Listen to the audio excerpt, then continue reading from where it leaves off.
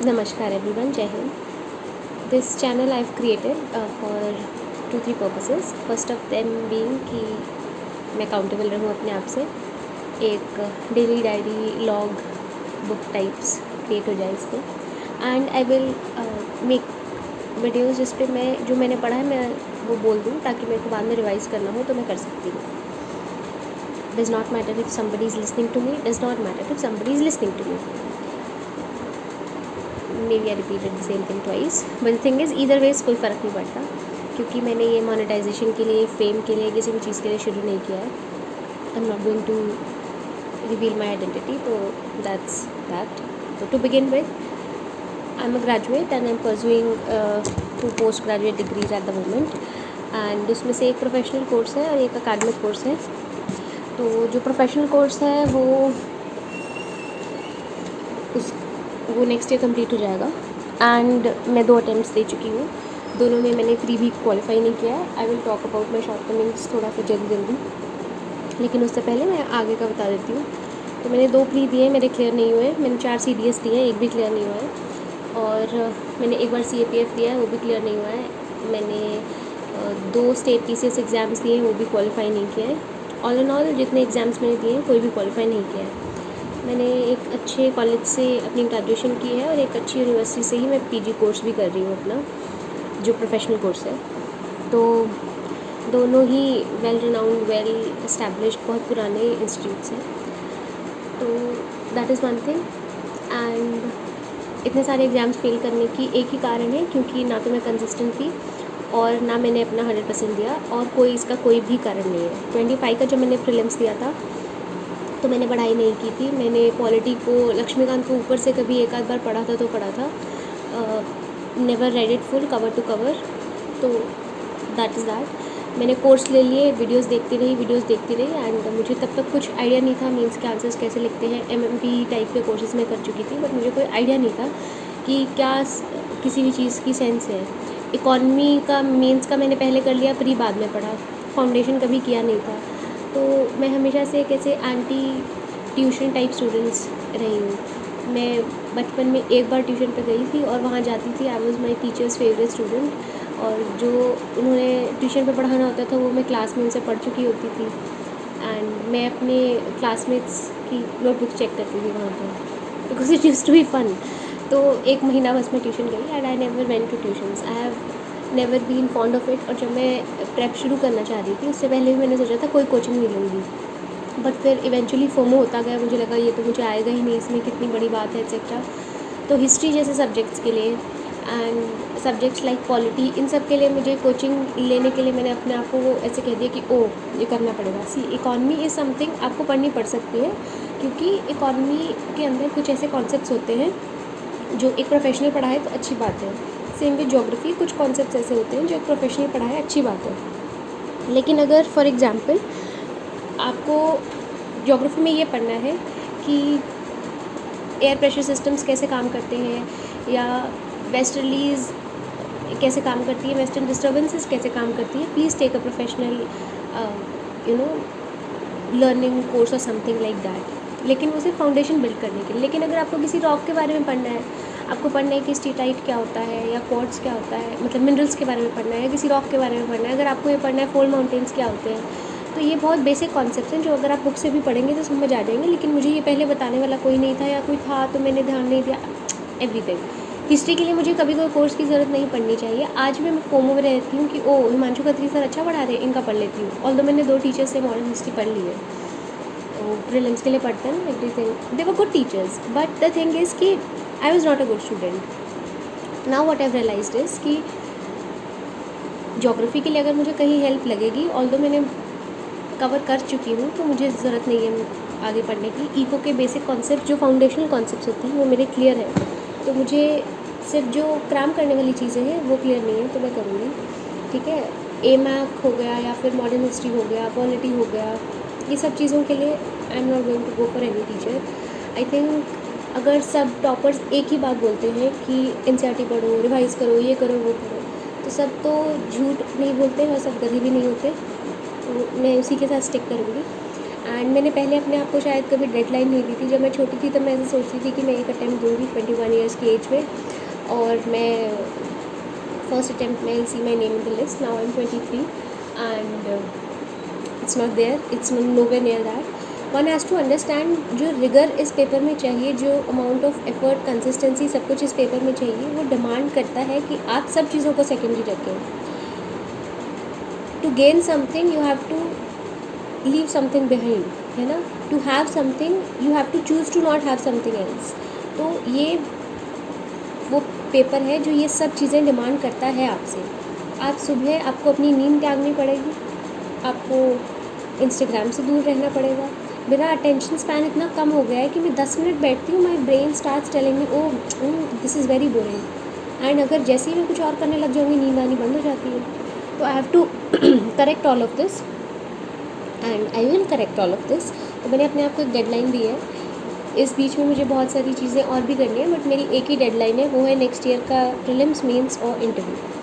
अब मुझे पता है ऐसा कुछ तो है नहीं कि पेपर नहीं होगा। सब लोग बोलते हैं लक बेस्ड है, क्योंकि ऑफ कोर्स 5-6 लाख लोग अगर पेपर दे रहे हैं, या 7-8 लाख पेपर फॉर्म भर रहे हैं लोग, और फिर 5-6 लाख लोग पेपर दे रहे हैं, उसमें से 13,000 फ्री में क्वालिफाई हो रहे हैं। अल्टीमेटली सिर्फ 800-900 लोग क्वालिफाई हो रहे हैं। अगर आप जनरल कैटेगरी से हैं और आपको IAS बनना है, आपको कोई और सर्विस नहीं चाहिए, IPS नहीं चाहिए, IFS नहीं चाहिए, कुछ नहीं चाहिए, और आप जनरल कैटेगरी से हैं, तो आपको अंडर 70-80 रैंक आपको चाहिए। 80 इज़ बस लास्ट, उससे पहले ही आपको चाहिए। Cadre is not an issue and cadre is not going to be issue, because commission ने रूल्स ही चेंज कर दिए। तो नेवरदलेस कभी वो इशू था ही नहीं, क्योंकि जो मोटिव आपका सर्विस में जाने के लिए होता है, उसमें कोई भी कार्डर हो, अगर आपको मणिपुर एलोकेट किया जाता है तो आपके पास plethora of dimensions and fields हैं जिसमें आप काम कर सकते हैं। अगर आपको पंजाब दे देते हैं तो आपके पास वो काम करने के लिए है। अगर आपको एग्रोट मिल जाता है, वहाँ पे बहुत काम है। आपको अंडमान दे देते हैं तो वहाँ पे तो इतना ज़्यादा काम है कि आप कुछ भी कर सकते हैं, ठीक है। आपको कुछ भी दे देते हैं, आपको केरला दे देते हैं, कर्नाटका दे देते हैं, एनीथिंग। प्लस आई थिंक कि आपको यूपी दे देते हैं, आपको JNK मिल जाता है, कुछ भी मिल जाता है, हर जगह पे आप काम कर सकते हैं। तो कार्डर इज़ नॉट एन इशू। लोग ऐसे सोचते हैं कि ये कार्डर मिल गया, ये नहीं मिला, एक्सेट्रा। देखो, कहीं पे काम करने की कमी नहीं है। तो सेवा तो अगर आप सर्विस में नहीं है तब भी कर सकते हैं। इसीलिए मैं अपने आप को एक अल्टीमेटम दे रही हूँ कि this is going to be the last attempt that I am going to give, and third attempt होगा। और मैंने आज तक अपनी फुल फ्लेजेड तैयारी नहीं की थी, लेकिन मैं अभी करूँगी एंड अच्छे से करूँगी, क्योंकि ऐसा कुछ नहीं है जो मुझे रोक सकता है। मेरे पेरेंट्स एक्सट्रीमली सपोर्टिव है, मेरा जो पीयर ग्रुप है वो बहुत सपोर्टिव है, मेरे पास हर तरह की रिसोर्सेज हैं। कोई बुक मैं चाहूँ तो मुझे पूछना नहीं पड़ता अपने पेरेंट्स से कि मैं इसको ऑर्डर कर दूँ, पैसों की कोई दिक्कत तो नहीं होगी। कोई कोर्स मुझे नहीं पूछना पड़ता। तो आई डोंट थिंक कि मेरे पास कोई फाइनेंशियल इश्यूज़ है, या फिर मेरे पास कोई दिमाग के इश्यूज़ हैं कि मैं ये चीज़ कॉम्प्रिहेंड नहीं कर सकती हूँ। मैं बिल्कुल कॉम्प्रिहेंड कर सकती हूँ, एंड मैं सब कुछ कर भी सकती हूँ, और मेरे पास सब तरह के रिसोर्सेज भी हैं। तो इसलिए अब मेरे पास कोई एक्सक्यूज़ नहीं है। सिर्फ एक जो बाधा है वो ये है कि मैं अपने आप के लिए क्या चूज़ करती हूँ। तो एक कॉन्शियस डिसीजन टू मेक है एवरी सिंगल डे, कि क्या मैं ये कॉन्शियस डिसीजन रोज़ लेना चाहती हूँ कि this is the last time I am going to give this attempt, and if not तो फिर मैं 32 ईयर्स तक कोई अटैम्प्ट नहीं दूँगी, और फिर I will be out of attempts, and then I will regret it when if and when I will be 80 years old. क्या मैं ये रिग्रेट करूँगी? मैं उस टाइम थोड़ा एक्स्ट्रा पढ़ लेती तो ये हो जाता, वो हो जाता। तो मैं ये सोचते हुए पढ़ाई करूँगी, और अगर इसके बाद में भगवद इच्छा की वजह से मेरा ये अटैम्प्ट क्लियर नहीं होता है तो फिर मैं अपने प्रोफेशनल कोर्स को परस्यू करूँगी। एंड मुझे कभी बाद में लगा कि मैंने अपना 100% दिया था और फिर नहीं हुआ, और फिर मुझे लगा कि ठीक है अब मुझे इसको छोड़ देना चाहिए, तो मैं छोड़ दूँगी, बाद में कभी परस्यू करूँगी। तो मेरा ऑप्शन डिसाइडेड है, एंड मुझे बस उसके लिए पढ़ना है। इस बीच में और मैं टाइमलाइन बता देती हूँ 2025 मई तक और क्या क्या चीज़ें हैं। यस, तो मैं टाइमलाइन डिस्कस कर लेती हूँ। अगर टाइमलाइन इसकी अभी 10 दिन में एफकैट है, मैं एफकैट भी दूँगी। 13 को आई थिंक CDS है, मैं CDS भी दूँगी। फिर एफकैट दोबारा जनवरी में होगा, वो भी दूँगी। और नेक्स्ट ईयर अप्रैल में CDS है, वो भी मैं दूँगी। 10 में लास्ट अटैम्प्ट for CDS, मेरी एज ख़त्म हो जाएगी। एंड इसके बाद में इसी बीच में मेरे जो पीजी कोर्सेज़ हैं दोनों, उन दोनों के एग्ज़ाम्स दिसंबर के अंदर होंगे और दोनों की असाइनमेंट्स मुझे देनी है। तो एक में 5 सब्जेक्ट्स हैं, एक में 4 सब्जेक्ट्स हैं। 9 असाइनमेंट्स मुझे देनी है रिटन और 9 एग्ज़ाम्स मुझे देने हैं रिटन। एंड जो 5 एक पीजी कोर्स में है उसकी मुझे प्रेजेंटेशन भी देनी है 5 की। तो इतना सब कुछ मुझे करना है। इसके अलावा मुझे बाय दिसंबर जितने भी 2013 से 2025 के मेंस के पीवाईक्यूज़ हैं मुझे सारे लिखने हैं, उन्हें रिवाइज़ करना है। रोज़ मुझे न्यूज़पेपर पढ़ना है, मुझे करंट अफेयर्स करना है और बाय जनवरी ओनली मेरा, क्योंकि आपका दोबारा आ चुका होगा तब तक, मुझे अपनी रीजनिंग और एप्टीट्यूड दोनों चीज़ें अच्छे से करनी है, which will also help me in CSAT. ठीक है। और मैं बाय जनवरी जितने भी CAPF, CDS, NDA, CSC, जियो साइंटिस्ट का जो जीके वाला पार्ट है वो, CISF की जो जीके वाला पार्ट रिलेवेंट होता है वो, और एक मेरे पास UPPSC की बुक, अच्छा एक UPPSC का भी पेपर है मैंने भरा हुआ है वो देना है। तो उसके अंदर कुछ 40,000 क्वेश्चंस हैं वो, ये सब मेरे को PYQs कंप्लीट करने हैं once and then to revise them. इतने मैं PYQs करूँगी बाय एनी चांस। तो ये मुझे करना है। एंड इसके बाद जनवरी ऑनवर्ड्स मैं अपना वो शुरू कर दूँगी, टेस्ट सीरीज़ शुरू कर दूँगी। तो मेरी तब पढ़ाई थोड़ी अनकन्वेंशनल सी है।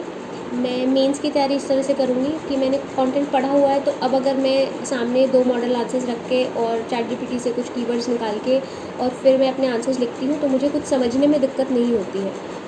एंड जितना मैंने टॉपर से सुना है और किसी और जो मेरे आसपास लोग हैं उनकी एडवाइस के अकॉर्डिंग, अगर आउटपुट मुझसे मेंस के आंसर्स लिखे हुए मांगता है तो मेरी कंडीशनिंग वैसे ही होनी चाहिए कि मेरे मेंस के आंसर्स लिखे हों एंड मैं उसी तरह प्रिपरेशन करूँगी।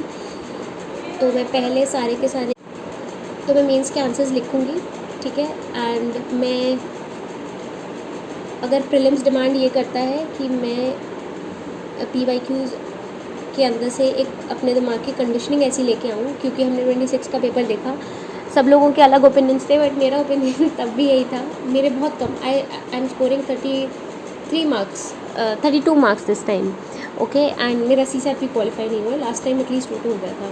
तो 33 marks is pathetic score, I know, but it's okay. मैंने ये सीखा इस पेपर में भी, मुझे ये लगा कि ये पेपर एक काम माइंड मांगता था जो मेरे पास था, लेकिन ये साथ में स्टैटिक नॉलेज भी अच्छी मांगता था, और स्टैटिक नॉलेज से ज़्यादा ये मांगता था कि आपके पास MCQ एप्टीट्यूड हो। फिर दोनों चीज़ें मेरे पास नहीं थी। एंड आई थिंक जितने लोग बैठते हैं उसमें से सबसे बड़ा एडवांटेज यही होता है आपके पास कि आपकी दिमाग की कंडीशनिंग कैसी है, आप अंडर इमेंस प्रेशर कितने काम हो। तो भगवान की बहुत असीम मेरे ऊपर कृपा है कि कोई मर्ज़ी प्रेशर हो तो मैं काम ही रहती हूँ, क्योंकि मेरे दिमाग की कैपेसिटी नहीं है कि मैं टेंशन ले सकूँ। आई थिंक इसीलिए पेपर क्लियर नहीं हुआ, टेंशन लेती तो कर लेती, but anyways that's not the point. तो ये सब चीज़ें हैं। और नेक्स्ट ईयर मैं नेट का पेपर भी दूँगी, क्योंकि एक PG course is academic as I said, तो मैं नेट का पेपर भी दूँगी। एंड इस सब के बाद में अगर मेरा प्रीलिम्स नहीं क्वालिफाई होता है तो जो प्रोफेशनल डिग्री मैं कर रही हूँ उसको मैं आगे परस्यू करूँगी, and I will do that. उसके बाद में फिर देखेंगे क्या करना है क्या नहीं करना है। तो ये मेरी टाइमलाइन है और ये मुझे करना है। तो मैं रोज़ एक वीडियो तो ये डालूँगी कि आज मैंने ये करना था और मैंने ये किया, और दूसरी वीडियो में ये डालूँगी कि जब भी मुझे लगेगा कि मुझे नींद आ रही है, since I am starting from home तो आई कैन स्पीक, तो मतलब लाइब्रेरी में थोड़ा इशू होता है और मेरी क्लासेस भी होती हैं रेगुलर, तो मुझे अटेंडेंस भी 70% चाहिए, तो दैट इज़ वन थिंग। तो मैं वो ध्यान रखते हुए और एक वीडियो ऐसी कभी बना लूँगी कि ये मैंने पढ़ा और इसको मैंने रिवाइज़ करना है। जैसे आज मैंने अगर इंग्लिश के ग्रामर के रूल्स पढ़े तो मुझे ये भी रियलाइज़ हुआ सीरियस देके कि मेरी इंग्लिश की ग्रामर भी अच्छी नहीं है, which I thought was fine, but it's okay, at least I know it is not good and I am learning, तो it is a good thing. And I think ये मुझे CSC आंसर राइटिंग में help ही करेगा। और एक चीज़ है, I think my ethics essay and optional will take my score beyond what the normal score is, क्योंकि ये ऐसे एक ऐसा पेपर है जो बहुत इग्नोर्ड है। और एक चीज़ मैंने ये देखी है कि मुझे ऐसा लगता है कि मुझे बाकी सब छोड़ के पहले एथिक्स का पेपर कर लेना चाहिए। उसमें मैं अपने आप को 20 दिन देती हूँ। तो अगर मैं लास्ट 10 ईयर्स के पेपर भी उठा के देख रही हूँ और एक साल में अगर 20 क्वेश्चन के आसपास आ रहे हैं, मतलब 20 हम नॉर्मल वो लेके चलते हैं, और मैं 10 साल का पेपर उठा रही हूँ तो 200 क्वेश्चन हैं। और 200 क्वेश्चन अगर मैं दिन में 6 क्वेश्चन 7 क्वेश्चन भी कर रही हूँ, लेट्स से मैं 6 क्वेश्चन कर रही हूँ, तो 200 क्वेश्चन हो जाने चाहिए एक महीने में, ठीक है। हम वो लेके चलते हैं, मतलब एक महीने तो थोड़ा ज़्यादा है, बट हम एक ही महीना लेके चलते हैं कि इतने के अंदर हम करें, क्योंकि रेपिटेटिव क्वेश्चंस भी होते हैं। तो सबसे पहले मैं सोच रही हूँ एथिक्स करूँ और साथ में अपना ऑप्शन करूँ। और ये तो मेरा मेंस का हो जाएगा, 4 घंटे मैं इसको दूँगी, 3 घंटे 4 घंटे जो भी ऑप्शनल और मेंस एथिक्स को। और इसके अलावा मैं फिर अपना जो प्रीलिम्स बेस्ड जैसे जो PYQs है उसको मैं 2 आवर्स देती हूँ, चाहे मेरे 30 क्वेश्चन हो बहुत अच्छे से हो, एंड उससे रिलेटेड जो भी स्टैटिक का वो है उसको मैं अपने नोट्स बनाऊंगी। एक चीज़ मैंने और सीखी है, सब लोग बोलते हैं, कोई बोलता है नोट्स बनाओ, कोई बोलता है नोट्स नहीं बनाओ, लेकिन सबसे इंपॉर्टेंट ये है आपको ये देखना है आपके लिए क्या काम करता है। अगर आपके लिए ये काम करता है, आपने पढ़ा, उसके नोट्स बनाए और उसको किसी बच्चे को समझाया, बच्चा बीइंग यूट्यूब पे वीडियो डाला तो उसको आपने समझाया और फिर आपने उसकी प्रैक्टिस कर ली, गुड फॉर यू। अगर आपको लगता है, ऐसे लोग होते हैं जिनकी फोटोग्राफिक मेमोरी होती है, तो मैं वैसी नहीं हूँ, मेरा दिमाग बहुत एवरेज है, मे बी बिलो एवरेज है, एंड उसको मुझे ठीक करना है, अपने अकॉर्डिंग उसको यूज़ करना है, क्योंकि दिमाग चेंज नहीं हो सकता है, मेरी स्ट्रैटेजी चेंज हो सकती है। तो मैं नोट्स बनाऊंगी एंड मैं नोट्स बना के उनको पढ़ूंगी, क्योंकि अगर वैसे वो टाइम, अगर आज से 2 साल पहले मैंने नोट्स बनाए होते तो मैं आज इस सिचुएशन में नहीं होती। कि 2 साल पहले मुझे किसी ने कह दिया नोट्स मत बनाओ, पिछले साल मुझे कह दिया नोट्स मत बनाओ, अगर मैं अप्रैल में भी, मैं एक्चुअली जनवरी में नोट्स बना रही थी या फरवरी में नोट्स बना रही थी, तो मेरी told me it is not the time to make notes. अगर मैंने 3 सब्जेक्ट के भी नोट्स बनाए होते तो मेरे पास वो 3 सब्जेक्ट्स के नोट्स बने हुए होते, अब मुझे 3 से आगे चौथे भी चलना, अब मुझे स्क्रैच से बनाने पड़ रहे हैं। तो मैं एक चीज़ ये रखूँगी कि मैं अपनी एडवाइस वैलिडेशन किसी से भी नहीं लूँगी, मुझे कोई डाउट लगेगा तो मैं उसको पहले एक दिन डाल दूँगी यहाँ पे वाईटी पे, एंड उसके बाद में फिर मैं एक दिन अपना ब्रेक लूँगी और अगले दिन उसको फिर सोचूँगी। तो ऑल इन ऑल ये सब हो गया, बहुत लंबा हो गया ये, but again it is not for views और anything. And today is 27th of July as I am recording this. तो ये करने के बाद में I may post this now और टुमारो। हाँ, एक मैं टाइम डिसाइड कर लेती हूँ कि मैं किस टाइम पे वीडियो अपलोड करूँगी ही करूँगी। तो आई थिंक मैं 8-20-30 आवर्स का रखती हूँ, विच इज़ 8:30 PM। तो इतने बजे मेरे को अपलोड करना ही करना है, इतना मैं रखती हूँ, ठीक है। एंड रोज़ करूँगी इस टाइम पे, ताकि मेरे पास एक अल्टीमेटम वो डेडलाइन हो कि आज क्या मुझे जो जो करना था मैंने कर लिया। तो हम एक मैं डिटेल्ड वो भी बना के, नेक्स्ट जो भी जितने दिन का भी प्लान है मैं वो बना के, और फिर उसको एक पोस्ट की तरह मैं, कम्युनिटी पोस्ट की तरह मैं इसको डाल देती हूँ, ताकि मेरे पास वो रहे, ठीक है। ऑलराइट।